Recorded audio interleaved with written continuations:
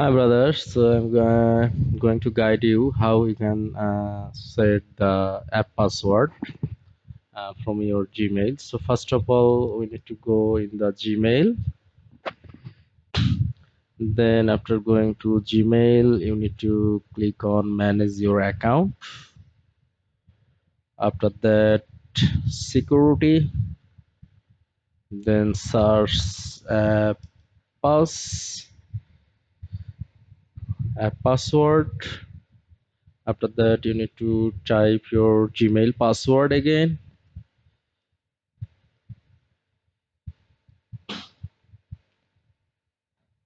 Yeah, and then you need to create a app name like GNS create.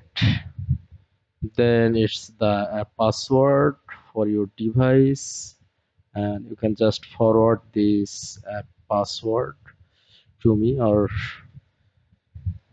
yeah, so thank you.